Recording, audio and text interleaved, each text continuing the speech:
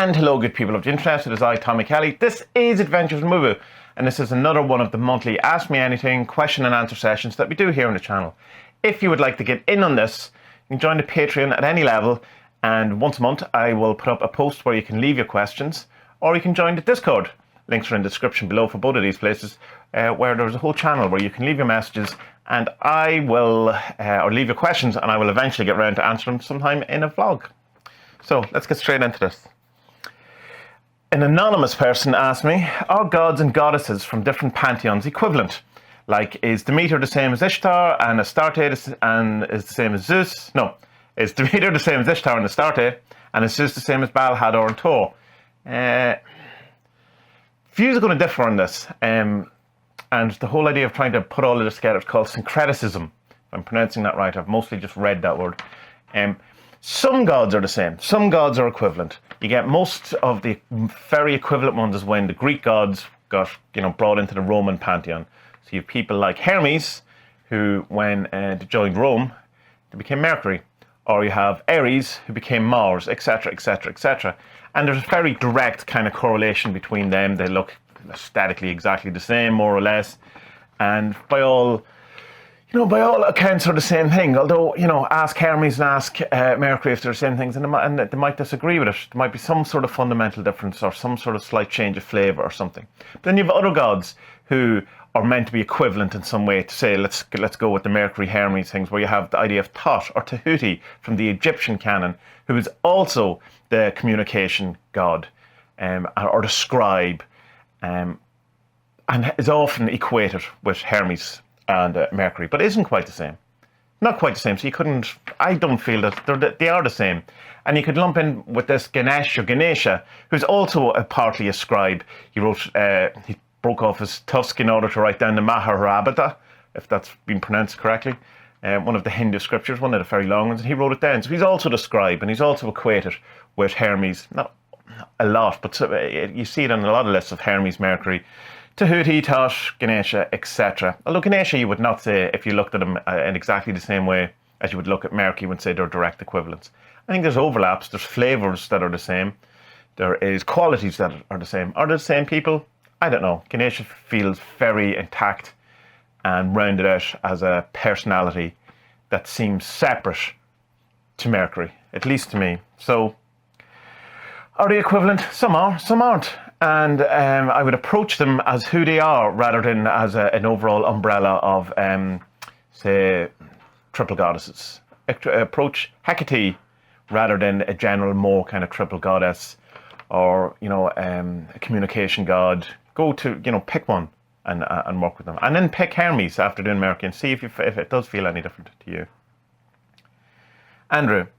In previous vlogs, you briefly touched on the Arcane school. How's that going? Is it something you would recommend? I finished my first kind of big module. What happens with the Arcane school, which is the loosest trust that comes out of that. It's the Alice Bailey teachings from the Tibetan, who's Dwal Kul. It's a form of theosophy, something that I got into very, very early in my life as a teenager, and kind of left for a long while and got back into it in the last while. And I joined the actual school, the actual whatever it is. It's called the Arcane School, so it's a school. In January, so I've done my first 6 months and I've the first set. What the first set is a group of study and meditation stuff called Light on the Path. And every 2 months you get new written work and new homework to do. And every month you have to put in a meditation report. So I finished the Light on the Path and now went to another one which is around Magick. I find I really enjoy the studying element of it, and I really enjoy the theory around it, and I enjoyed all of that. Didn't gel at all with the meditation practice, the first meditation practice. It seems very disjointed, or it seems like there's an awful lot going on, where, say, I'm using an Insight timer and I have to set off a lot of interval bells in order to get to all the bits that you have to do, from chanting to praying, to visualization, to using seed thoughts, to, all of this kind of stuff. There's like a lot of sections. And it just feels, I suppose, a bit like, feels more like you're engaging or you're doing stuff rather than meditating. It seems a bit more like it's closer to guided meditation or, maybe a bit like active imagination, but it's not that either. It's not anywhere like that. But, it's something where you're engaging with it rather than say something like mindfulness or concentration practice or vipassana or say the fire practice from Magick or Beloved or whatever these things, and you get a secretary and they talk to you every month, and I was saying that I'm not gelling with it, and they were kind of first saying, oh well, it's hard when you get into meditation, because no, I've been meditating for a long time, it's not meditation that I have an issue with. And the kind of answer is that it's what you could have been doing, and it seems probably right, is that when my previous meditations, what I'm doing is either I'm kind of blissing out, or I'm using it as a way to relax or to escape or to sit in peace or get away from it or something, and there's a kind of an addiction to that kind of element of it. And then when you come across a meditation which involves you having to do stuff, to be engaged and to be active and to be, kind of on the ball, if you want, that it can feel very different from what you consider meditation, because essentially what you were using meditation was to bliss out, to trance out, to sometimes take a snooze. And so I'm going to try and, for the second part, there's a new meditation, I'm going to try and really kind of put an effort into it this time, more than I did the last time. I kind of discounted it quite early. My meditation practice went to pot because of it. But yeah, I'm enjoying all of the kind of views and theories and stuff that the Arcane school are offering, that the teacher of the Tibetan Dwalkul, the Ascendant Master, offered. Do I buy it all? I don't know, but I'm open enough to, while I'm reading it or understanding it, to see what it is, looking just to see, as Alan Chapman would say. And I'm okay with that. While I'm doing it, while I'm in it, I'm able to digest it and see the world from that kind of thing, and that kind of angle. And it's 15 years in total, the entire course. Will I do it? I don't know. I said I was going to do 6 months, and that was kind of as if a way to, because it felt like unfinished business with that, and I felt that if I at least did 6 months, I will know that it isn't for me, or it is for me, and so here I am still doing it after the 6 months. So yeah, would I recommend it?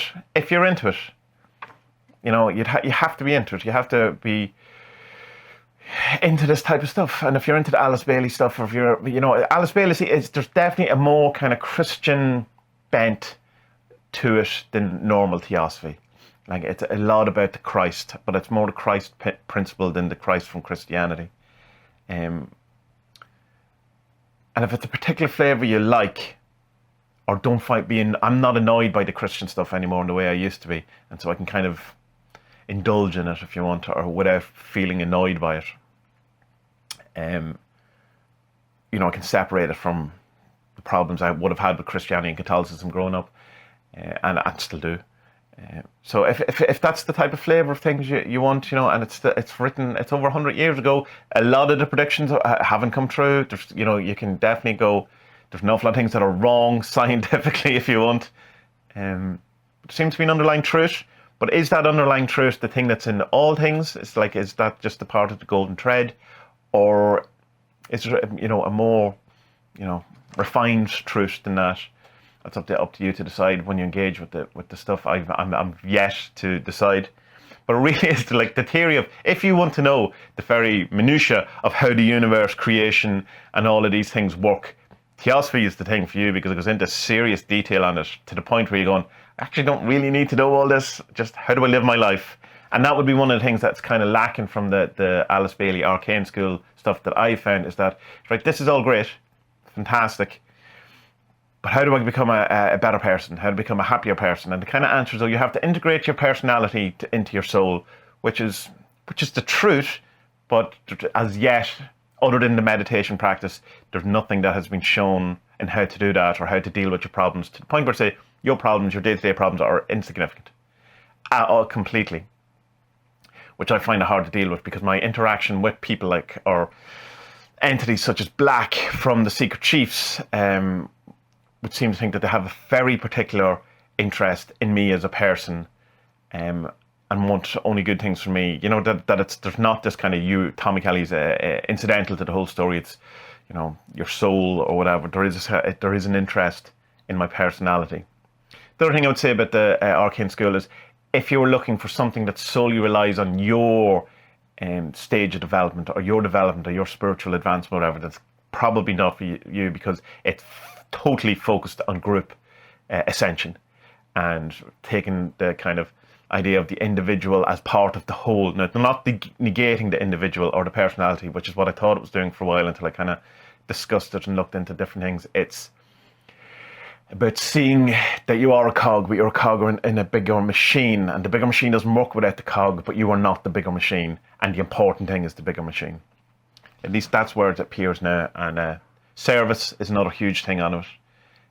So it's more focused on, it's less focused on the individual awakening or enlightenment, and more as the evolutionary human race, and it's a greater awakening. Bloody Hand.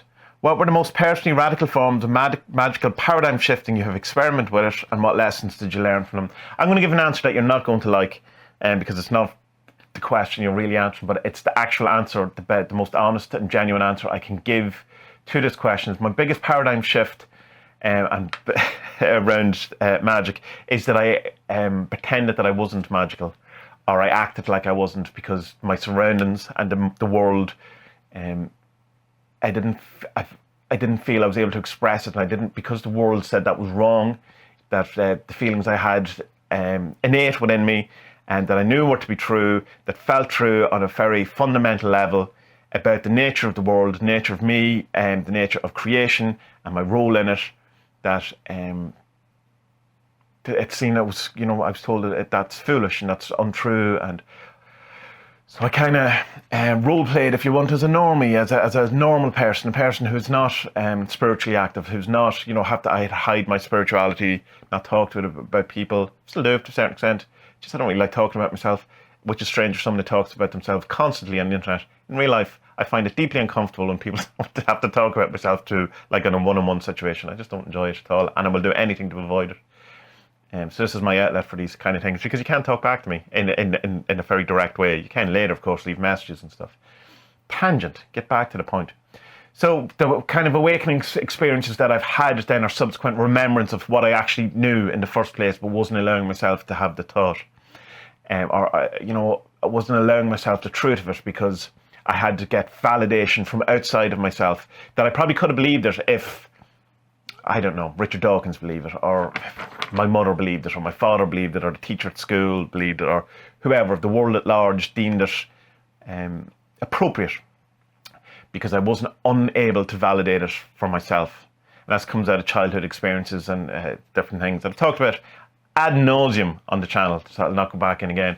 So the biggest paradigm shifting was shifting into that, realizing that that's not how I'm going to be able to maneuver in the world successfully, and deciding I was going to be something else, and I'm deliberately making a decision. Like, it's not that it was just kind of I fell into it. It was a deliberate decision made in my teenage years, to the point that I believed it.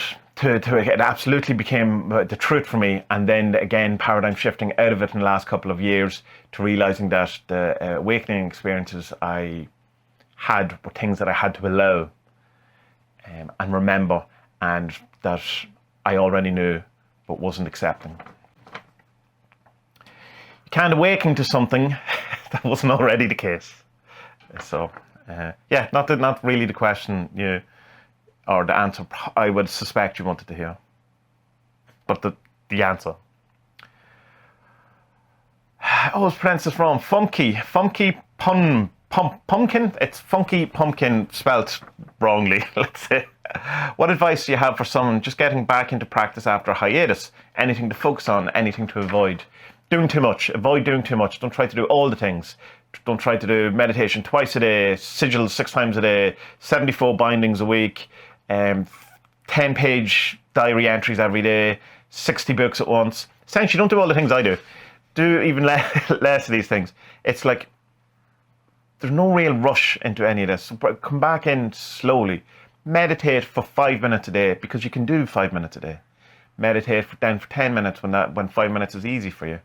Don't feel like you have to read all of Carl Jung immediately. Do get around to it, but not, you don't have to read it all at once. You don't have to read all the Magick books at once. You don't have to know everything at the one time. This is all from my experience. If this is exactly what I do or have done, and I'm trying to work on myself. Avoid the overload, avoid the oversaturation in the whole thing. Have other hobbies, do other things, play computer games, go out and kick a ball, hang out with friends, get drunk, eat good food, go on a diet, stop drinking, do whatever it is. But don't let the whole thing, spirituality, take over your entire life so that there's nothing else. Your life is to live your life. Your life isn't to kind of avoid your life by being spiritual and seeing it as something that's like, oh, I'm higher. I don't have to deal with these things, because I'm spiritual. It's like, no, the thing that you have to deal with is the shitty relationship with your father. That's the spiritual thing that you have to do. It's not sitting at home meditating 20 hours a day and becoming one with the universe.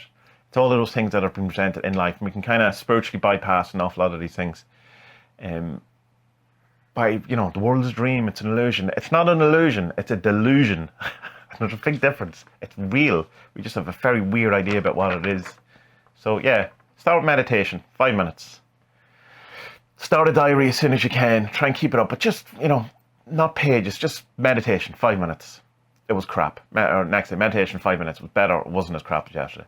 Did a sigil for whatever. If you want to, some people say you should not remember what you do sigils for. I don't even know how you would even do that. So account for everything, and but keep it. You don't have to write theses on these things. If you've taken a hiatus, what was it that stopped you the first time? Was it doing too much, not doing enough? Where you just got bored of it? Why did you get bored of it? Have a look at why you stopped the last time, and then not do that again. I hope that helps. What do you think would happen if everyone in the world started practicing magic tomorrow? This is from Max. Max, everyone in the world is practicing magic. So nothing will change at all.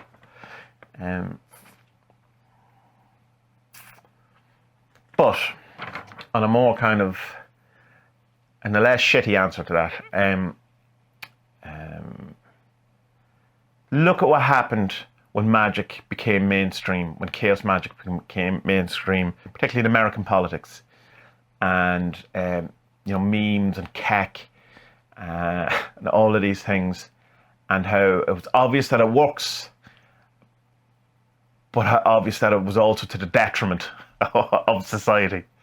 So if everyone did, imagine everyone's wants, needs, ambitions, shittiness, shadows, all got amplified immediately, overnight, because everyone started engaging in it in a more concrete, focused, intentional way. So everything that is currently at, say, a 4 or a 5, some things are a 9, but like say everything, your normal day of havoc in the world is a 5. Now add that being ramped up because everyone is doing magic, everyone is focused, everyone is intentional, everyone is doing the equivalent of what the election was in 2016, although it seems like it's been going on for 100 years. 2015, 2016, the lead up to Donald Trump becoming president, and the infiltration of chaos magic, particularly, and magical thought, and fake news, truth, your own personal truth is as real as everyone else's truth, no real truth. Moving into the pandemic and the complete conspiratorial thing that took over, and that became mainstream. But all of this is the effects of a magical reality ramping up. And remember, and this was one of the greatest bit of advice I was given, and it was recent. Alan Chapman said to me, the shit bit comes first. The shit version of it comes first. Always comes first. And you can kind of give up on things because you get the shit version. And you go, oh, well, that's just shit. That's not what I wanted. It's like The Secret, the law of attraction, and, putting out good vibes, and you get what you want. That's the shit version of it. It's not what it is. But you could give up on it, and you could dismiss it, and you could discount it, or whatever. The world around you is a reflection of your inner life, your inner knowledge, your inner awakening. Because it is you. But turn that into a book. Turn that into The Secret. So yeah, we've got the shit bit at the minute. Do we get out of the shit bit is the question, though. But yeah, I'm still going to go back to my first answer and go, yeah, everyone is doing magic. But of course, and you know that, Max. I know you know that. A practice. How much are you willing to change yourself for your spiritual advancement? Are you willing to become someone new entirely?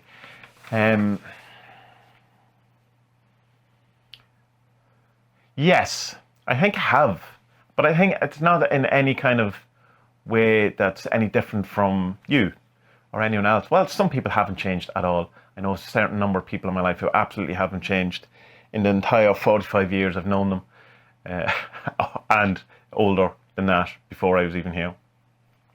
I've definitely changed as a person in a number of three very distinct parts of my life where I have three very different people, and definitely making concerted efforts to become a different person.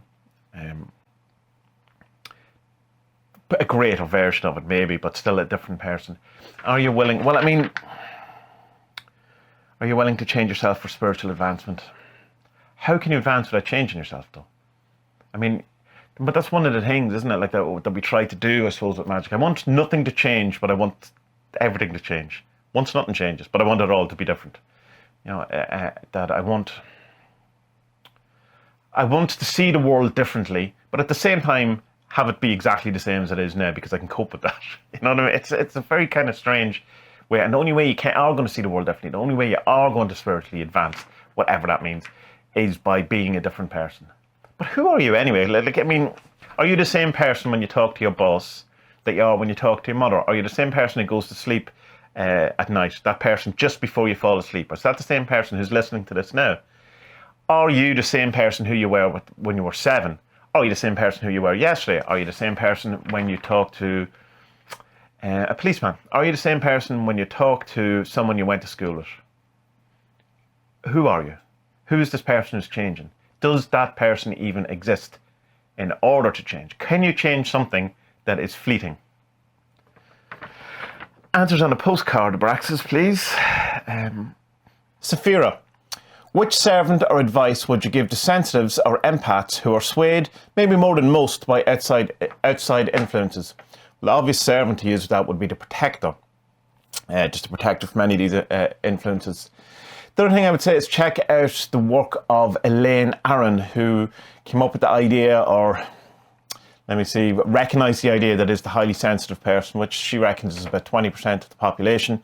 And I think an awful lot of people who would consider themselves empaths are possibly highly sensitive people, rather than any kind of necessarily woo element to it that you can somehow pick up in other people's emotions through a kind of a, I don't know, morphic field or some sort of telepathy or something like this. It's just a way this highly sensitive person is that they just from their psychology and from the type of person they are, and you know, through certain things that have happened through them which has amplified these things. But I reckon about 20% of the population is one. I'm certainly one, and it means you are open to the greater joys of the world, but sadly you're open to very much the greater sadness and other people's sadness and other people's and the world's sadness and all of these things to a much higher level than other people are.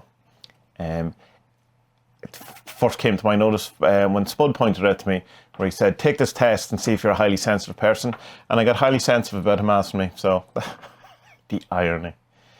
Yeah, so check that out, or use the protector from for servants. I mean, there's other things you could do as well, of course, like just try and do that new age thing of have a separation, you know, like maybe visualize a bubble between you and other people, stop reading the news.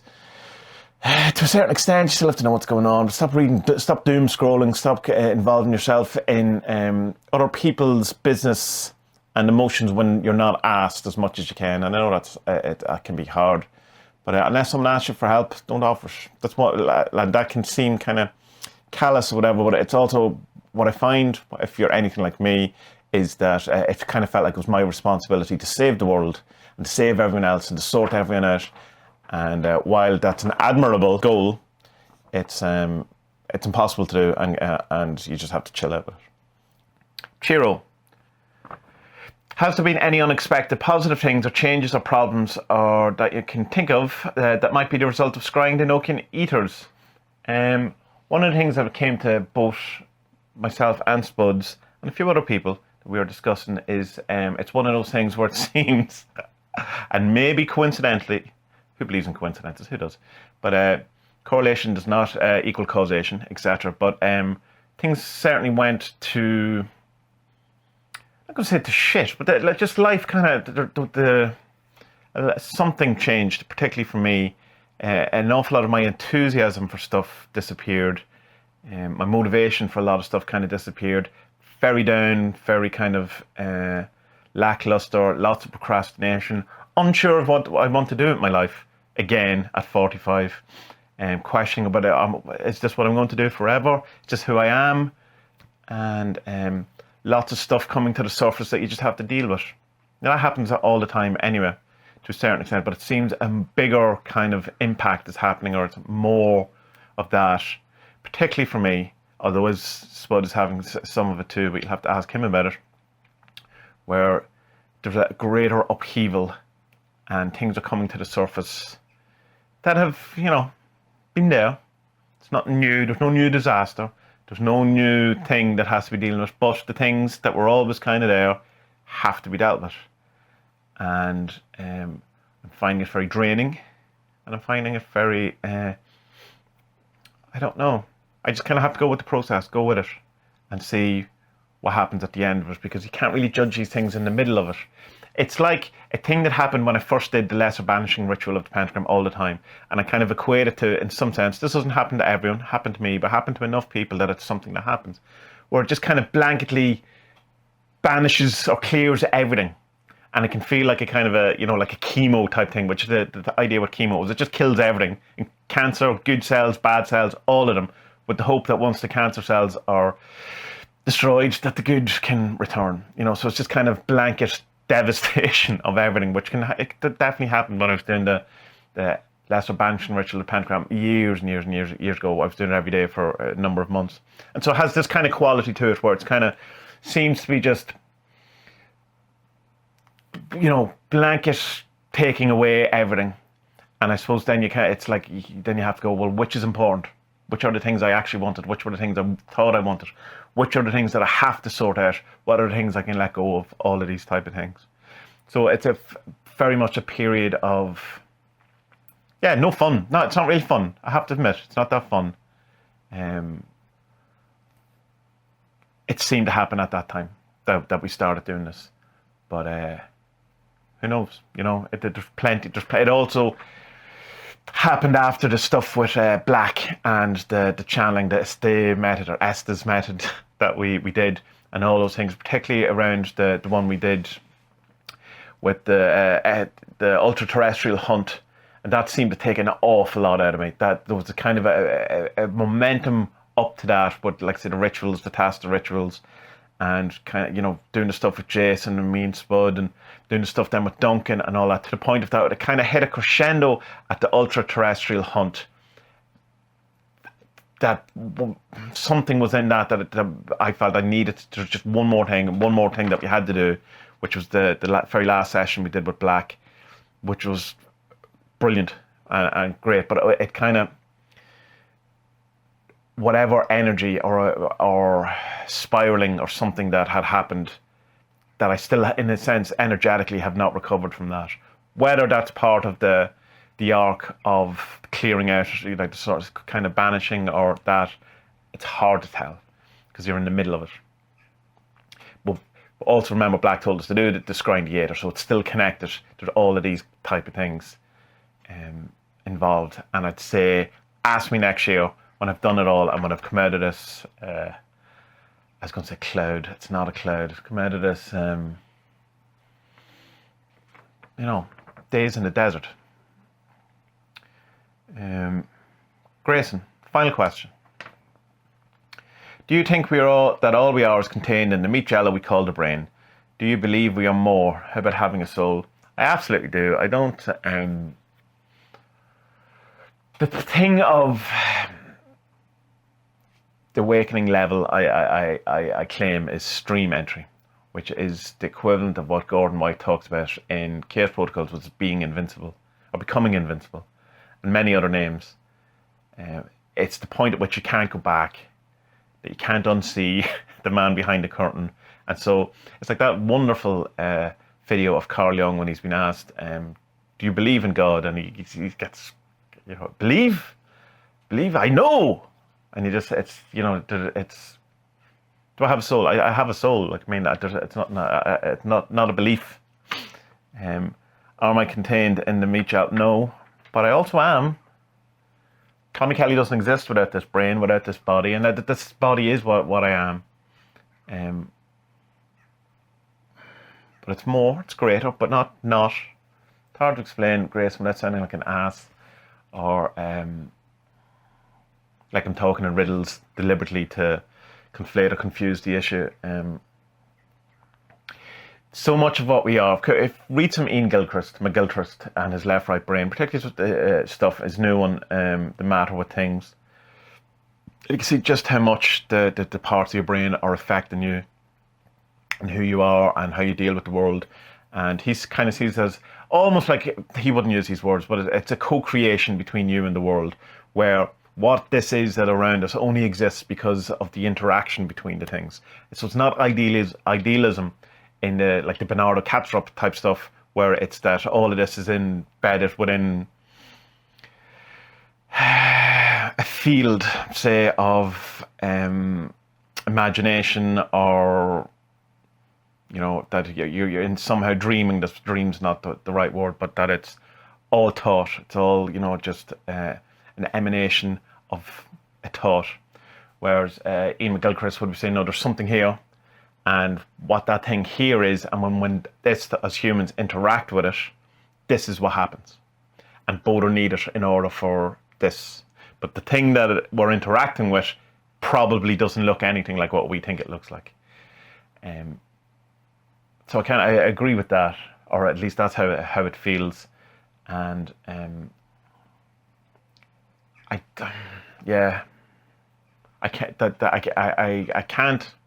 can't explain to you why I'm so sure about it, other than that's what I'm very sure about it. It's like, when you see on Reddit or on Google or anything, you see a confusing perspective photo, and it's like a guy, and he's bent over, and he has a woman's body, and then the woman seems to have the head of the man, and then, I don't know, a dog on fire or whatever it is.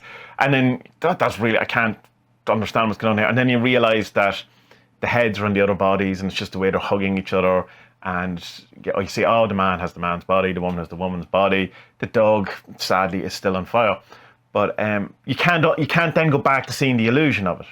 That once you see it, you can't trick your mind again into seeing the wrong way. It's something like that, and that once you see it, you can't unsee it. Immensely unhelpful, I know, and deeply unsatisfactory as an answer. But it's the best I have for you, Grayson. It's all the questions. So, good people of the internet, we'll do this next month. We'll do some 47 divinations. We'll be doing 2 tastas. And that's what's coming up over in the next month. And I hope your world is good. I hope things are looking good for you. I hope you're dealing with whatever upheaval is involved in your life. And I hope you have a lot of peace and joy and happiness. And may you be well. And may your best days be ahead.